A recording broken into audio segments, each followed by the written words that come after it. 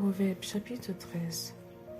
Un fils sage écoute l'instruction de son père, mais le moqueur n'écoute pas la réprimande. Par le fruit de la bouche, on jouit du bien, mais ce que désire le perfide, c'est la violence.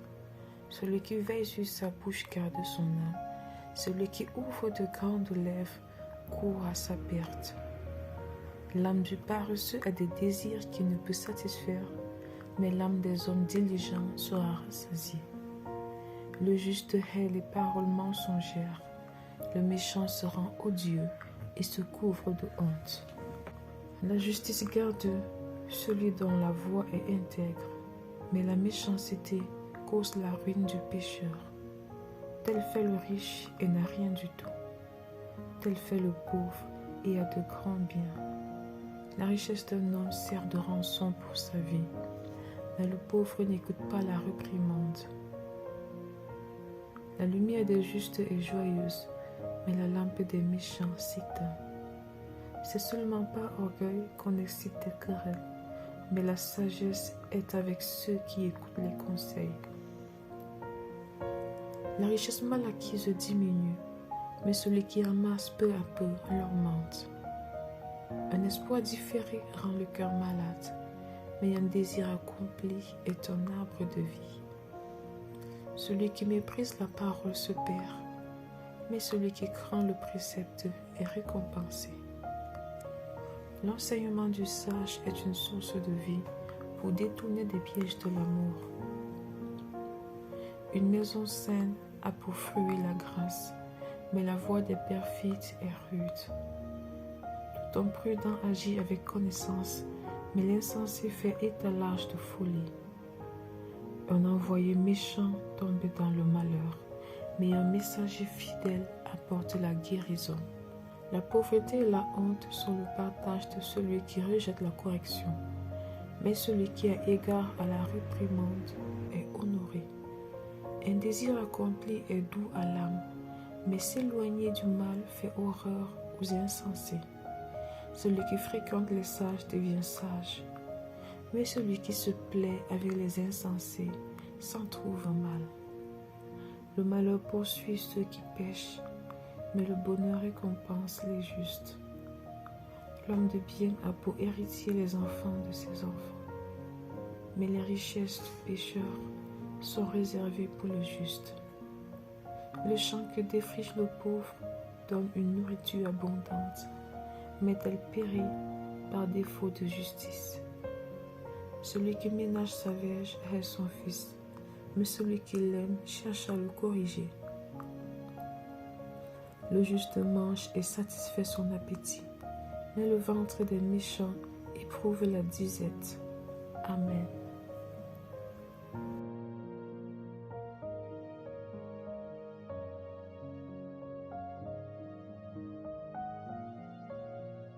Première épître de Paul aux Corinthiens, chapitre 1.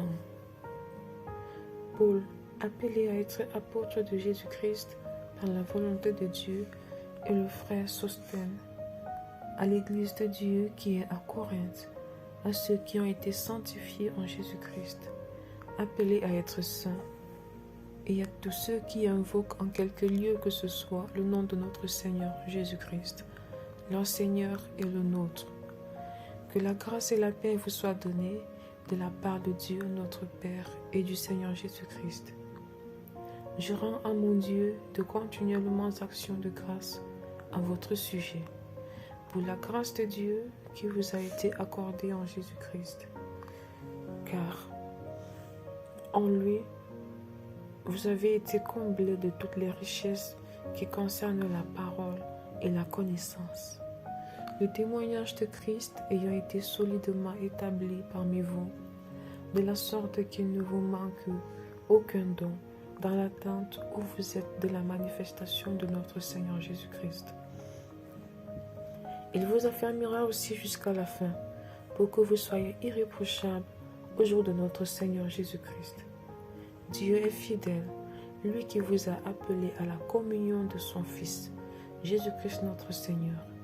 Je vous exhorte, frères, par le nom de notre Seigneur Jésus-Christ, à tenir tous le même langage et à ne point avoir de division parmi vous, mais à être parfaitement unis dans un même esprit et dans un même sentiment. Car, mes frères, j'ai appris à votre sujet, par les gens de Chloé, qu'il y a des disputes au milieu de vous. Je vais dire que chacun de vous parle ainsi. Moi je suis de Paul, et moi d'Apollos, et moi de Céphas, et moi de Christ. Christ est-il divisé? Paul a-t-il été crucifié pour vous? Ou est-ce au nom de Paul que vous avez été baptisés? Je rends grâce à Dieu de ce que je n'ai baptisé aucun de vous, excepté Crispus et Gaius, afin que personne ne dise que vous avez été baptisés en mon nom. J'ai encore baptisé la famille de Stéphanas. Du reste, je ne sache pas que j'ai baptisé quelque autre personne. Ce n'est pas pour baptiser que Christ m'a envoyé, c'est pour annoncer l'évangile, et cela sans la sagesse du langage, afin que la croix de Christ ne soit pas rendue vaine. Car la prédication de la croix est une folie pour ceux qui périssent, mais pour nous qui sommes sauvés, elle est une puissance de Dieu.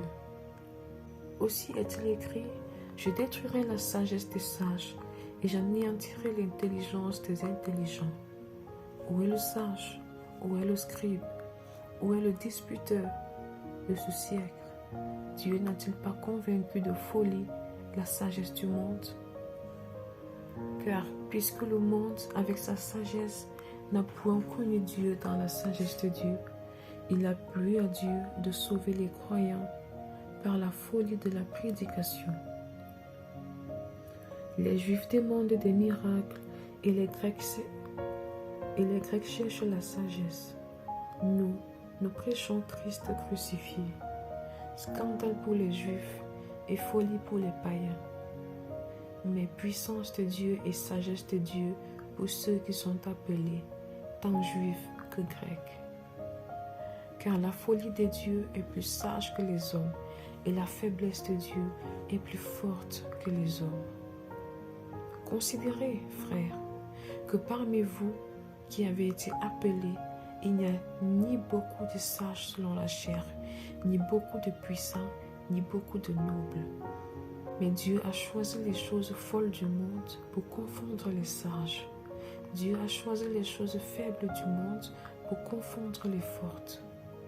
Et Dieu a choisi les choses viles du monde et celles qu'on méprise, celles qui ne sont point, pour réduire à néant celles qui sont, afin que nulle chair ne se glorifie devant Dieu.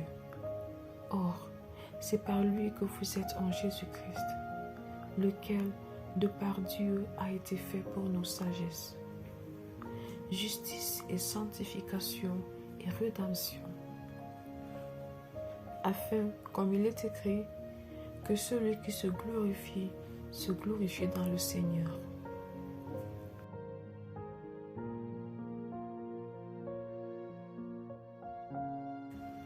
1 Corinthiens chapitre 2. Pour moi, frères, lorsque je suis allé chez vous, ce n'est pas avec une supériorité de langage ou de sagesse que je suis allé vous annoncer le témoignage de Dieu, car je n'ai pas eu la pensée de savoir parmi vous autre chose que Jésus-Christ, et Jésus-Christ crucifié. Moi-même j'étais auprès de vous dans un état de faiblesse, de crainte et de grand tremblement. Et ma parole et ma prédication ne reposaient pas sur les discours persuasifs de la sagesse, mais sur une démonstration d'esprit et de puissance, afin que votre foi fût fondée non sur la sagesse des hommes, mais sur la puissance de Dieu. Cependant, c'est une sagesse que nous prêchons parmi les parfaits, sagesse qui n'est pas de ce siècle, ni des chefs de ce siècle qui vont être anéantis. Nous prêchons la sagesse de Dieu, mystérieuse et cachée, que Dieu, avant les siècles, avait destinée pour notre gloire.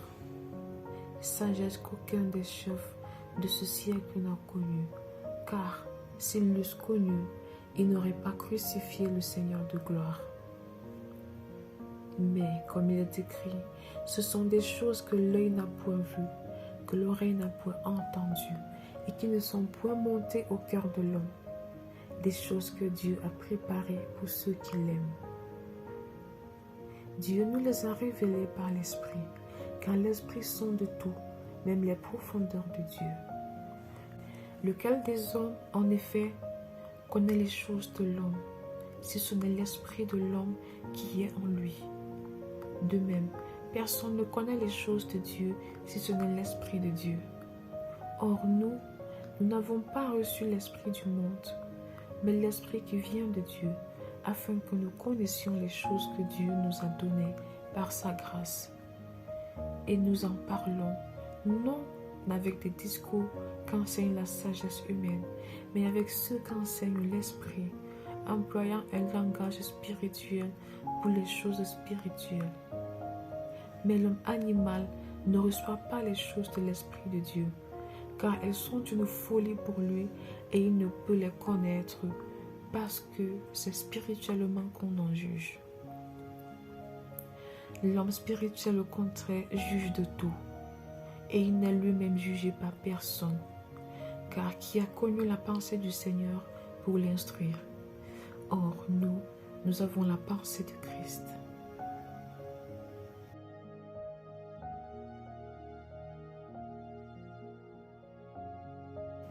1 Corinthiens, chapitre 3. Pour moi, frères, ce n'est pas comme à des hommes spirituels que j'ai pu vous parler, mais comme à des hommes charnels, comme à des enfants en Christ. Je vous ai donné du lait, non de la nourriture solide, car vous ne pouviez pas la supporter. Et vous ne le pouvez pas même à présent, parce que vous êtes encore charnels.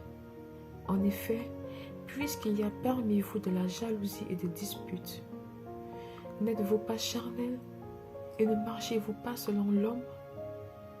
Quand l'un dit « Moi je suis de Paul » et un autre « Moi d'Apollos », n'êtes-vous pas des hommes? Qu'est-ce donc qu'Apollos et qu'est-ce donc qu'Apollos et qu'est-ce que Paul? Des serviteurs, par le moyen desquels vous avez cru, selon que le Seigneur l'a donné à chacun. J'ai planté, Apollos a arrosé, mais Dieu a fait croître, en sorte que ce n'est pas celui qui plante qui est quelque chose, ni celui qui arrose, mais Dieu qui fait croître. Celui qui plante et celui qui arrose sont égaux, et chacun recevra sa propre récompense selon son propre travail, car nous sommes ouvriers avec Dieu. Vous êtes le champ de Dieu, l'édifice de Dieu. Selon la grâce de Dieu qui m'a été donnée, j'ai posé le fondement comme un sage architecte et un autre bâtit dessus. Mais que chacun prenne garde à la manière dont il bâtit dessus. Car personne ne peut poser un autre fondement que celui qui a été posé, savoir Jésus-Christ. Or, si quelqu'un bâtit sur ce fondement avec de l'or, de l'argent, des pierres précieuses, du bois, du foin, du chaux, l'œuvre de chacun sera manifestée, car le jour la fera connaître, parce qu'elle se révélera dans le feu, et le feu éprouvera ce qu'est l'œuvre de chacun.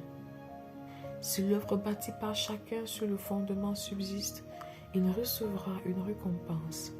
Si l'œuvre de quelqu'un est consumée, il perdra sa récompense. Pour lui, il sera sauvé, mais comme au travers du feu. Ne savez-vous pas que vous êtes le temple de Dieu et que l'Esprit de Dieu habite en vous? Si quelqu'un détruit le temple de Dieu, Dieu le détruira, car le temple de Dieu est saint, et c'est ce que vous êtes. Que nul ne s'abuse lui-même. Si quelqu'un parmi vous pense être sage selon ce siècle, qu'il devienne fou afin de devenir sage. Car la sagesse de ce monde est une folie devant Dieu. Aussi est-il écrit, il prend des sages dans leur ruse. Et encore, le Seigneur connaît les pensées des sages, il sait qu'elles sont vaines. Que personne donc ne mette sa gloire dans des hommes, car tout est à vous. Soit Paul, soit Apollos, soit Céphas, soit le monde, soit la vie, soit la mort, soit les choses présentes, soit les choses à venir, tout est à vous. Et vous êtes à Christ, et Christ est à Dieu. Amen.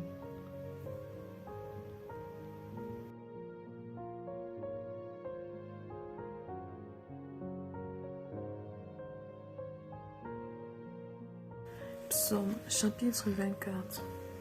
Psaume de David.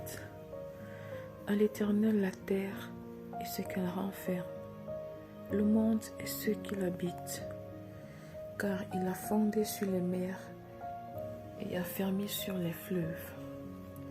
Qui pourra monter à la montagne de l'Éternel, qui se lèvera jusqu'à son lieu saint?